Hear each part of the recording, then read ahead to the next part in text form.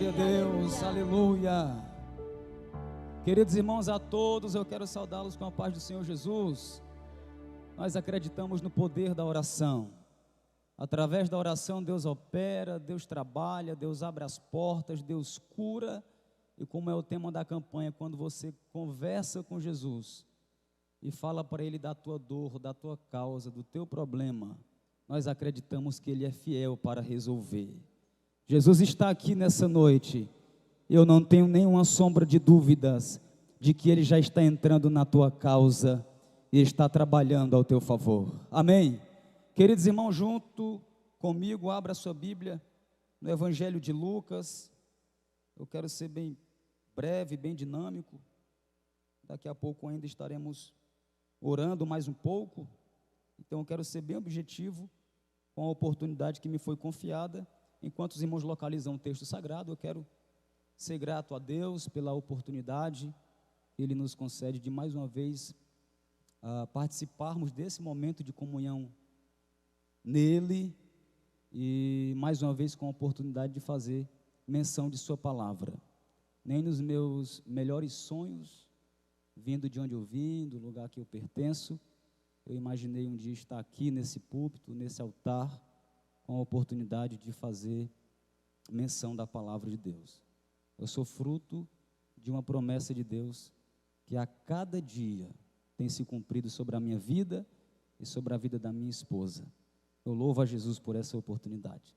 Deus abençoe também o nosso pastor Adriano, que nos confiou esta oportunidade. Eu serei e sou eternamente grato a Deus pela vida do seu servo, que tem acreditado, não só em mim, mas nos demais obreiros, que sempre Ele abre que oportunidade para que os irmãos possam estar compartilhando a palavra de Deus. Muito obrigado, pastor Adriano? Deus abençoe poderosamente. Evangelho de Lucas, capítulo de número 1. Vamos ler aqui apenas o versículo de número 6 e o versículo de número 7. Deus abençoe também a minha esposa, Maline, uma bênção de Deus na minha vida, sempre comigo, do meu lado, vencendo aqui os desafios que nos é proposto, Amo você, meu bem. Gente, eu não poderia aqui me utilizar dessa oportunidade e não agradecer a Deus pela vida de dois homens de Deus, e na pessoa deles eu quero também ser grato a Deus pela vida de todos os obreiros, nossos companheiros que estão aqui, mas eu sou muito, muito grato a Deus pela vida do pastor Sérgio Travasso e pela vida do pastor Manuel da Guia. Desde quando eu cheguei aqui em Camboriú, esses dois homens de Deus têm sido pilares, base para a minha vida aqui neste lugar, para o meu ministério, conselheiros, orientadores, e eu sou muito grato a Deus pela vida de vocês, pastor? Deus abençoe. Em vocês eu sou grato a Deus pela vida de todos os demais companheiros. Amém? Gente, versículo de número 6, que diz assim, capítulo 1, verso 6, todos acharam? Digo amém?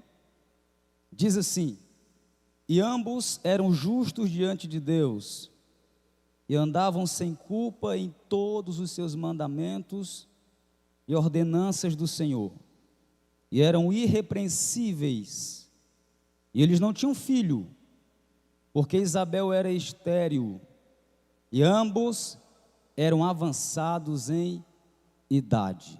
Amém? Toma seu assento, glorificando a Jesus. Queridos irmãos, para ganharmos tempo, até porque os irmãos conhecem bem o texto, conhecem bem a história, eu não vou me ater aqui a informações de introdução sobre este livro, mas eu quero compartilhar com os irmãos algumas verdades espirituais que Deus compartilhava com o meu coração essa tarde, enquanto eu pedia a Deus uma palavra direcionada para compartilhar com os irmãos essa noite. E esse versículo é interessante porque o evangelista Lucas aqui vai abordar as qualidades ou as características que tanto Isabel como Zacarias possuíam em Deus. Os irmãos sabem bem que eles viviam diante de um dilema, diante de uma grande deficiência, uma dificuldade, porque o texto diz que ela era estéril e ainda eram avançados em idade, e ela não podia gerar, não podia ter filho. Dentro da cultura judaica, nessa época, e para este povo, não poder ser mãe, não poder gerar, era motivo de vergonha. Na verdade, era até considerado uma maldição sobre as mulheres daquela época. E o pior pelo fato de Zacarias ser um sacerdote. Os irmãos sabem que o ministério sacerdotal ele é diferente do ministério profético. Ele é uma espécie de herança. Se eu sou sacerdote, o meu filho vai ser sacerdote, o meu neto vai ser sacerdote, o bisneto vai ser sacerdote, e assim sucessivamente. Então, todo sacerdote ele tinha por obrigação gerar, ter filho, para que seu filho, a sua geração, desse continuidade ao seu ministério. Então, nós vemos aqui um casal diante de uma impossibilidade, de uma deficiência, e durante muitos anos, eles oravam a Deus à espera de um milagre, de uma intervenção divina.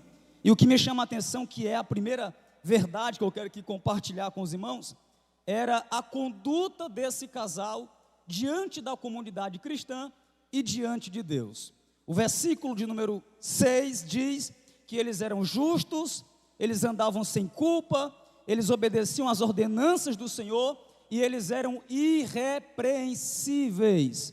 O que me chama a atenção, pastor Adriano, é que diante da sua impossibilidade, diante do seu problema, diante da sua adversidade, tanto Isabel como Zacarias não mudaram quem eles eram em Deus. Eles permaneceram fiéis, permaneceram obedientes e permaneceram irrepreensíveis.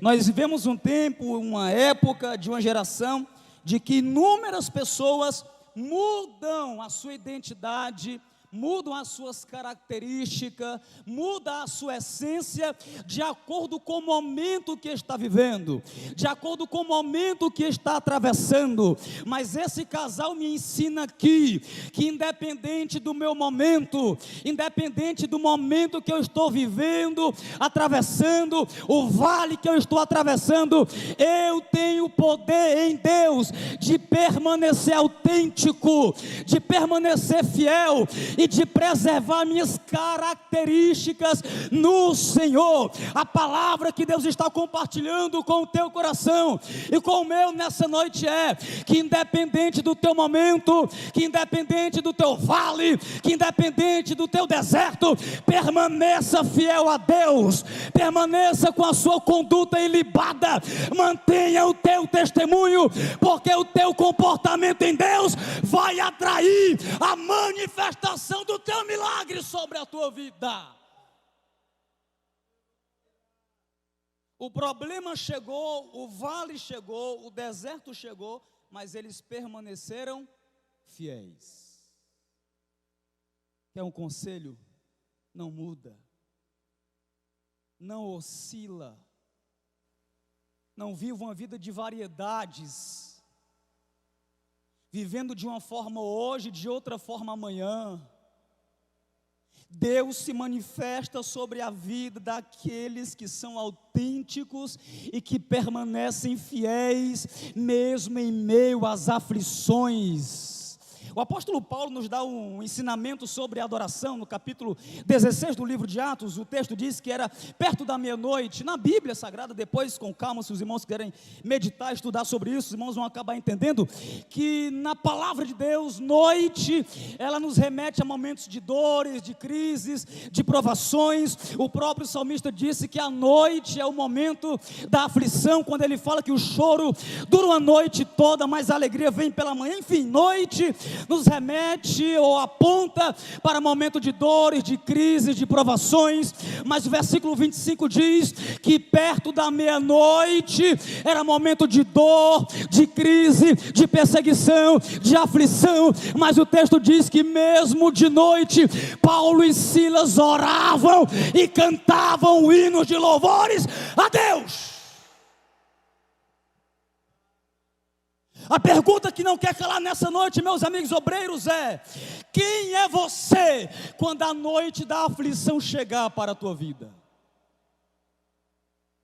O apóstolo Paulo diz que nós devemos nos preparar, nos revestir de toda a armadura de Deus para que possamos resistir o dia mau. Ele chega para todo mundo. Só que a questão não está no dia mau que chegou para você.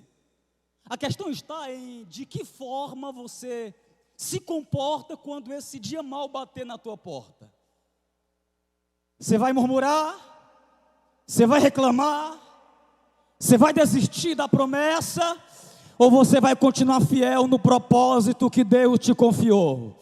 Eu quero que você levante, por gentileza, uma mão direita, porque eu tenho uma palavra profética para liberar sobre a tua vida.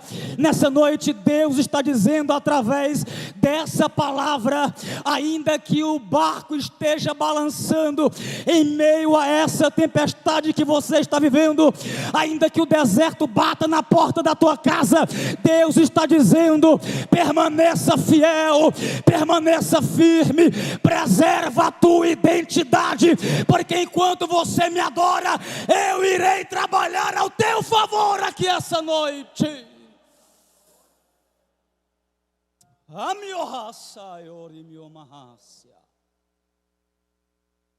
Interessante, pastor Sérgio, os irmãos que estão aqui vão concordar comigo, os irmãos que nos ouvem vão concordar comigo, que uma coisa é você passar pelo vale, irmãos, uma coisa é você passar pela prova e Deus falar com você.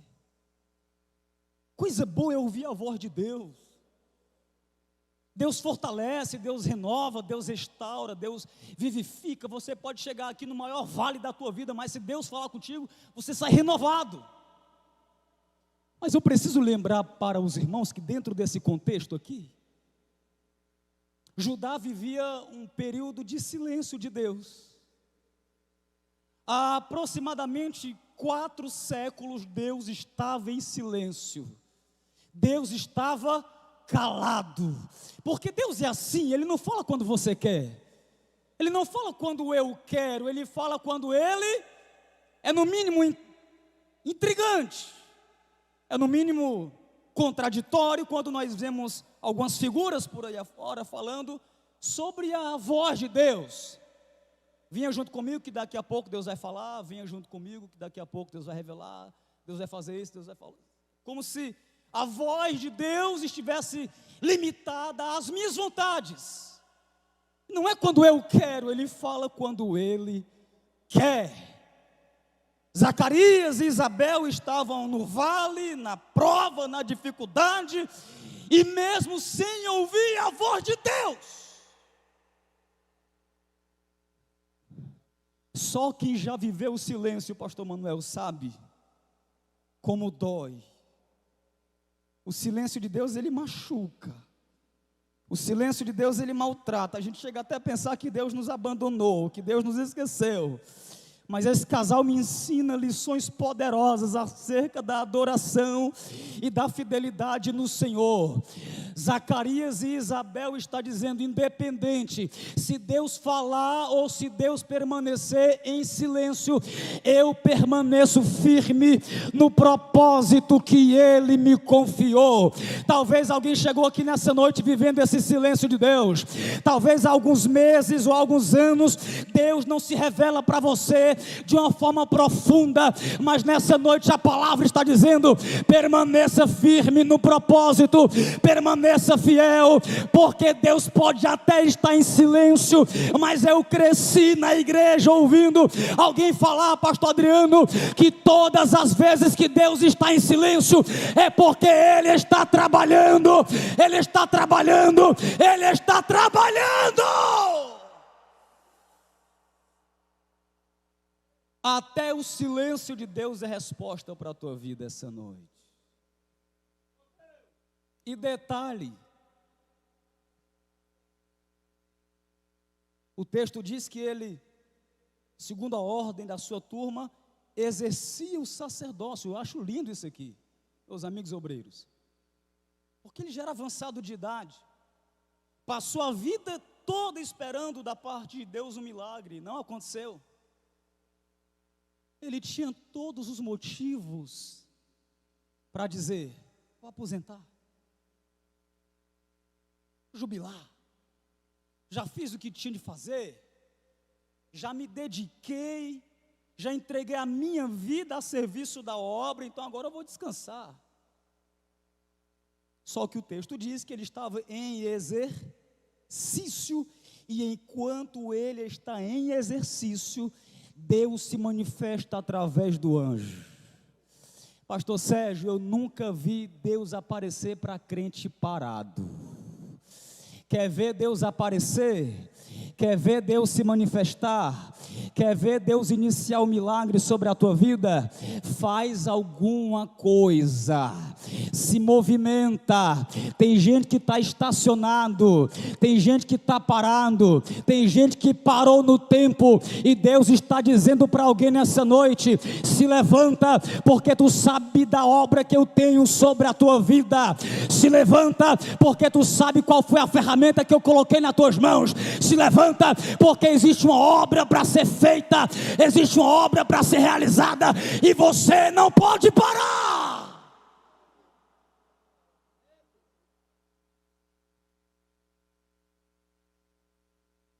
O anjo aparece, a expressão do anjo é: olha o que o anjo diz, pastor Travasso. O anjo fala assim: a tua oração foi ouvida. O tema da campanha é contando as necessidades a Jesus. Deus passou 400 anos calado, e quando ele decide falar através do anjo, não é para revelar CPF, não é para revelar endereço, é para falar do poder da oração. A tua oração foi ouvida. Deixa eu te contar algo da parte de Deus. O poder da igreja ainda se concentra nos seus joelhos.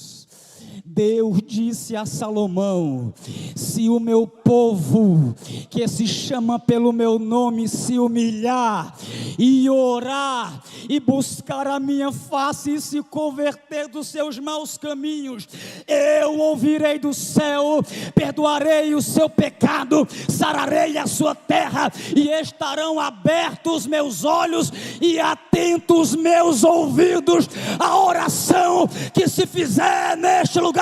Que a vitória ora.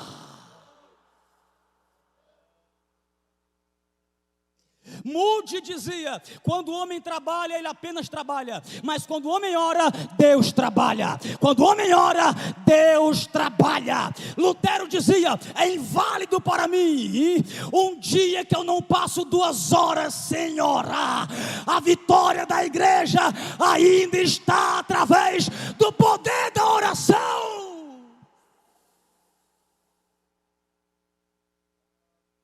É a oração que gera milagre. É a oração que te conecta a Deus. É a oração que move os céus ao teu favor. É lindo quando alguém se dedica ao ministério da oração. Eu não vejo na Bíblia Jesus ensinando ninguém a pregar. Eu não vejo na Bíblia Jesus ensinando ninguém a profetizar. Mas eu vejo na Bíblia Jesus ensinando o ministério da oração. Quando fores orar, entra no quarto, fecha a porta.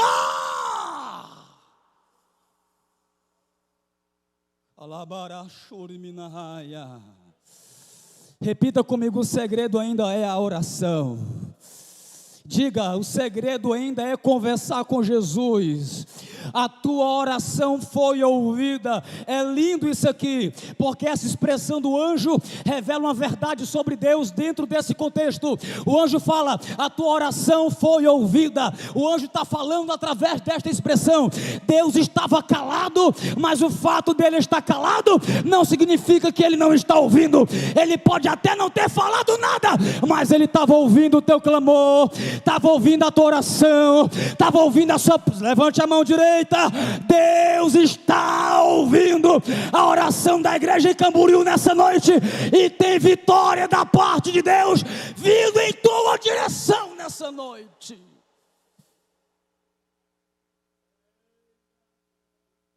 Eu encerro aqui dizendo aos irmãos que Jesus, dentro desse texto, me ensinou uma verdade sobre milagres. Porque um pouco mais na frente o texto vai dizer, meu pastor Adriano, que quando Isabel soube que estava grávida, está escrito dessa forma no texto, e ocultou-se,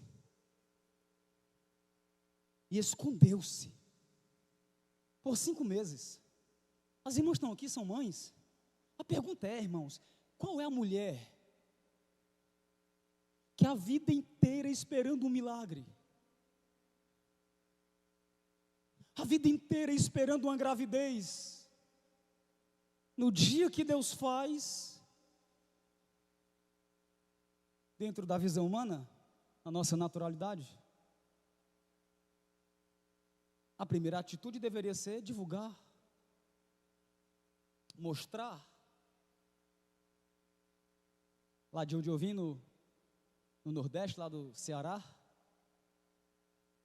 quando alguém vive um milagre, pastor, a primeira coisa que a pessoa faz é ir até o pastor e falar: ó, pastor, eu quero uma cruzada. Por quê? Porque eu quero que todo mundo saiba que Deus fez o meu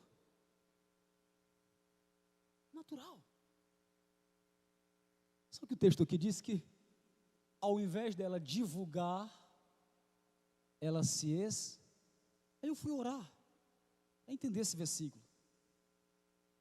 Meus amigos, pastores, obreiros, quem recebe um milagre dessa envergadura e se esconde, e não divulga? Eu entendi. Se você perceber e prestar bem atenção nesse texto, você vai começar a compreender que Deus se manifesta de 3 formas no milagre de Isabel. Porque todo milagre gerado por Deus, ele tem no mínimo 3 pilares. E aqui eu encerro, mas preste bem atenção nisso. Todo milagre que é gerado por Deus, primeiro, é Deus quem promete.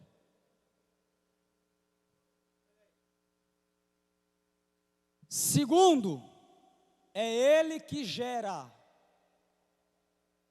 É Ele que promete e é Ele que faz. Terceiro, é Ele quem divulga. Eu vou repetir. Todo milagre gerado por Deus, é Ele que promete, é Ele que gera e Ele se encarrega de divulgar. Quer ver uma coisa? Ele prometeu para Zacarias, Ele cumpriu em Isabel e Ele divulgou para Maria lá nas montanhas. O anjo diz para Maria: tu vai gerar. Ela pergunta: como se dará essas coisas? Aí o anjo fala: fica tranquila, lembra da tua prima Isabel, que era estéril? Pois é, já está no 6º mês de gestação, porque para Deus não haverá impossível em todas as suas promessas. Olha para esse crente que está aí do teu lado, fala para ela, fala para ele: o teu milagre vai virar notícia, e quem vai divulgar é Deus. Oh glória! Fica de pé dando glória a Deus. Fica de pé dando aleluia. O teu milagre vai virar notícia. Olha para mim, você não vai precisar mostrar nada para ninguém. Você não vai precisar provar nada para ninguém. Você não vai precisar divulgar nada para ninguém. E detalhe, oh glória, eu preciso falar essa. O anjo falou para Zacarias: o teu milagre vai acontecer. Só que tem um porém, Zacarias: tu vai ficar mudo, tu vai ficar em silêncio. Tem gente, pastor Adriano, que só começa a viver milagre depois que fecha a boca, porque tem gente que fala demais, tem gente que fala demais, e Deus está dizendo para alguém aqui nessa noite: nem que seja necessário eu te calar, eu te silenciar, eu farei uma obra na tua vida, para que o teu milagre comece a ser gerado. Enquanto Zacarias estava em silêncio, Deus estava trabalhando. Fica tranquila, minha irmã, nessa noite a tua ferramenta será o silêncio. Deus está no controle e Ele vai fazer um milagre sobre a tua vida. Vamos orar? Vamos orar? Mas eu quero que você repita essa frase comigo. Diga assim: o meu milagre vai virar notícia, e quem vai divulgar é Deus. Você crê que tem milagre aqui nessa noite? Posso orar?